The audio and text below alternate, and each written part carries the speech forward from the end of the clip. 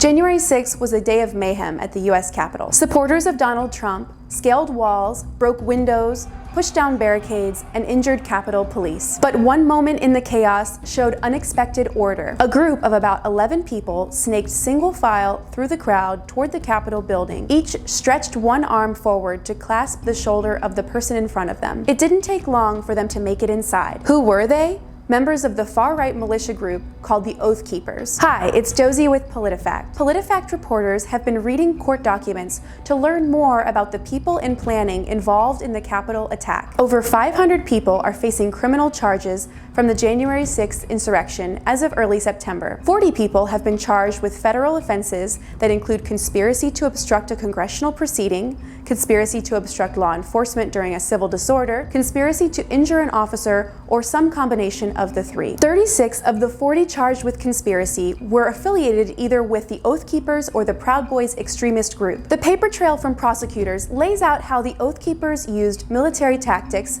like the formation up the Capitol steps to prepare for that day. The organization recruits former military and law enforcement officers and emphasizes military training. Their oath alludes to their enlistment commitment to uphold the Constitution against all enemies, foreign and domestic. Oath Keeper members often believe that the U.S. government has been co-opted by a cabal of elites. Leaders and members have shared conspiracy theories about so-called government plots since the organization's founding in 2009. They've mistrusted elections in the past. In 2016, they showed up as unofficial poll watchers after baseless claims by then-candidate Donald Trump. Trump inspired the group again in 2020 with his rhetoric about a stolen election. Oath Keeper leaders ordered members to arm themselves to protest and fight on behalf of Trump, and some discussed participating in training sessions before coming to DC. Members communicated with one another on social media and in encrypted chats. One member said, "Hey, we told to bring guns and maybe stage them in Virginia." Oath Keepers raised money for protective gear and for travel, posted maps of the DC area,